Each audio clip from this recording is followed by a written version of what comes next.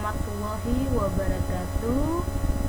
Kali ini saya akan membahas tentang model pembelajaran berbasis proyek. Di sini saya akan membahas beberapa model pembelajaran berbasis proyek.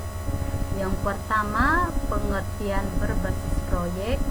Yang kedua, langkah-langkah pembelajaran berbasis proyek. Yang ketiga, kelebihan dan kekurangan berbasis proyek. Yang keempat, tujuan berbasis proyek. Yang kelima, sintaks model pembelajaran. Yang keenam, kendala pembelajaran berbasis proyek. Yang ketujuh, karakteristik siswa yang cocok dengan pembelajaran berbasis proyek. Yang kedelapan, kesimpulan. Pertama, pengertian pembelajaran berbasis proyek. Pembelajaran berbasis proyek merupakan pendekatan pembelajaran di mana siswa bebas untuk merencanakan aktivitas belajar, melaksanakan proyek, dan menghasilkan produk kerja yang bisa dipresentasikan kepada orang lain. Kedua, langkah-langkah pembelajaran berbasis proyek.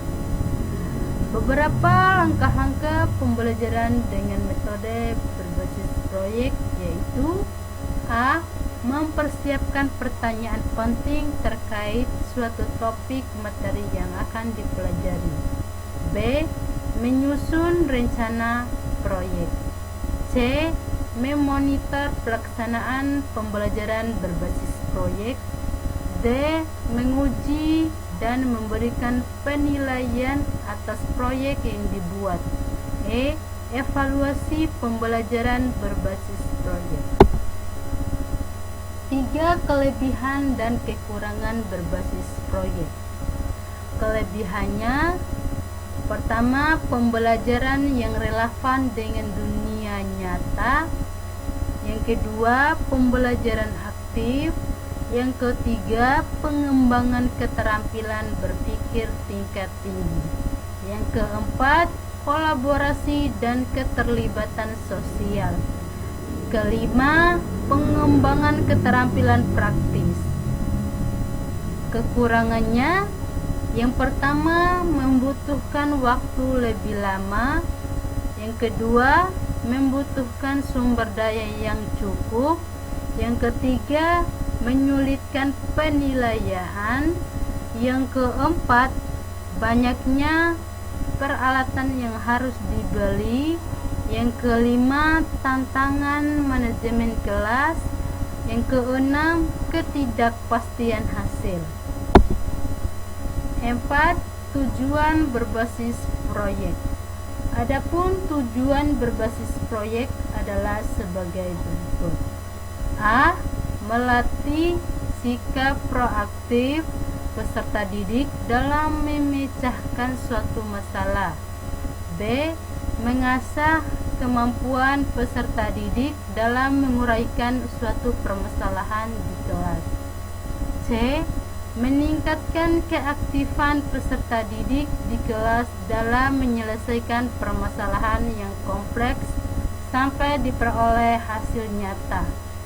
D. Mengasah keterampilan peserta didik dalam memanfaatkan alat dan bahan di kelas guna menunjang aktivitas belajarnya. E. Melatih sifat kolaboratif peserta didik. 5. Sintaks model pembelajaran. Adapun sintaks model pembelajaran berbasis proyek adalah sebagai berikut. A. Menentukan pertanyaan mendasar. B. Menyusun desain perencanaan proyek. C. Membuat jadwal aktivitas. D. Melakukan monitor pada perkembangan kinerja peserta didik. E. Menguji hasil kinerja peserta didik. F.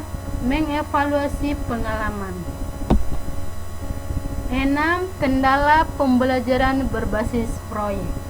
Beberapa kendala yang mungkin timbul dalam pembelajaran berbasis proyek. Yang pertama, waktu yang terbatas. Yang kedua, manajemen sumber daya. Yang ketiga, kesulitan nilai. Yang keempat, kesulitan dalam pengorganisasian. Yang kelima, keterampilan siswa yang beragam. Yang keenam, pemecahan masalah yang kompleks. 7. Karakteristik siswa yang cocok dengan pembelajaran berbasis proyek. Berikut adalah beberapa karakteristik siswa yang cocok dengan perkembangan berbasis proyek. Yang pertama, siswa yang aktif dan kreatif.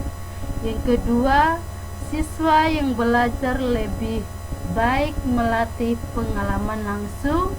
Siswa yang berorientasi pada tujuan. 4. Siswa yang suka bekerja dalam kelompok. Yang kelima, siswa yang ingin melihat relevansi dalam pembelajaran. 6. Siswa yang ingin mengembangkan keterampilan praktis. 8. Kesimpulan. Model pembelajaran berbasis proyek merupakan model pembelajaran yang dapat digunakan di dalam semua jenjang pendidikan. Di sini guru berperan sebagai fasilitator dan bukan lagi menjadi pusat proses pembelajaran. Saat ini peserta didiklah yang menjadi pusat proses pembelajaran dan guru hanya mendorong peserta didik agar bisa mencapai kompetensi inti dan juga kompetensi lainnya.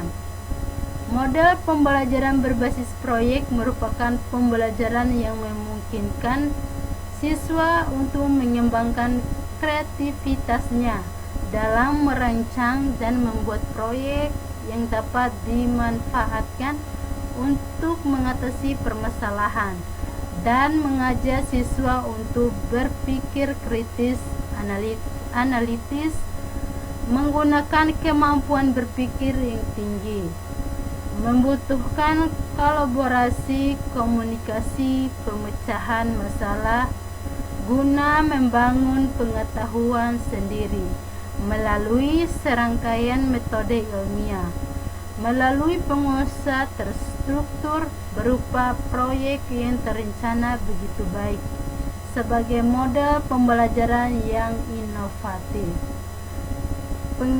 Pembelajaran berbasis proyek mempunyai kelebihan dan kekurangan.